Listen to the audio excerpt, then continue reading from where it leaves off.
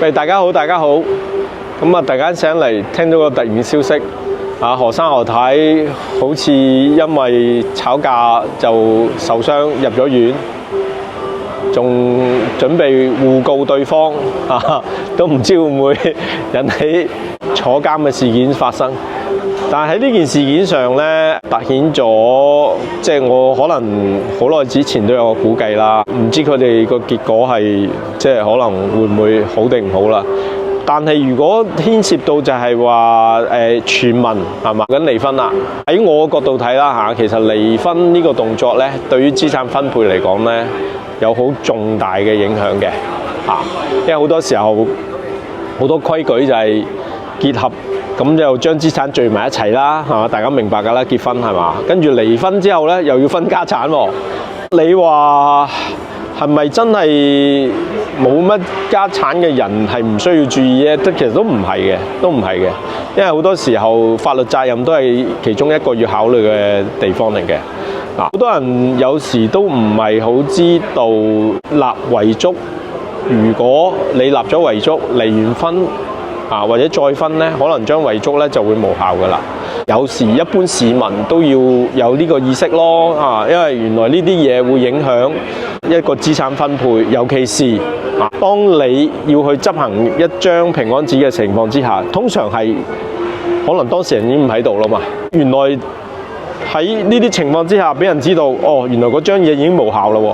咁其實會打亂晒好多嘢咯，都唔一定係有錢定冇錢嘅即係情況，因為法律責任都係一樣噶嘛。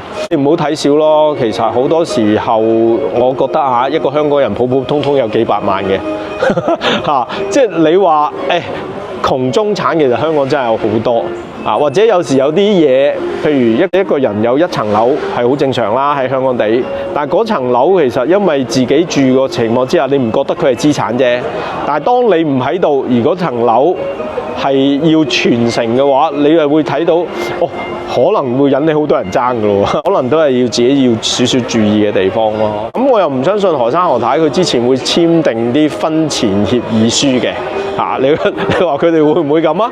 係嘛？當時都係好恩愛㗎嘛，喺鏡頭面前點會話講明我哋結婚唔準掂對方啲資產㗎，唔會啦。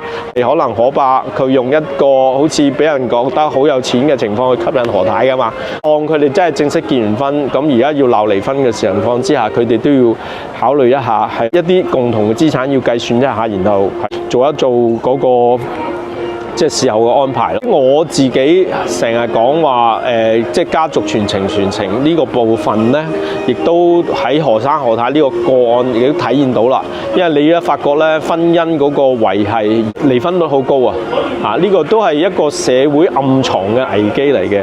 社會上離婚嘅個案出現咗好多咧，就會有好多時候會出現單親家庭啦，或者好多時候會出現一啲社會上嘅問題。咁最好就唔好成日出現呢樣嘢咯。所以結婚之前嘅慎重考慮係絕對嘅，但係結婚之前要用到婚前協議書咧，咁呢個就會有時好多人有尷尬啦。同唔同意？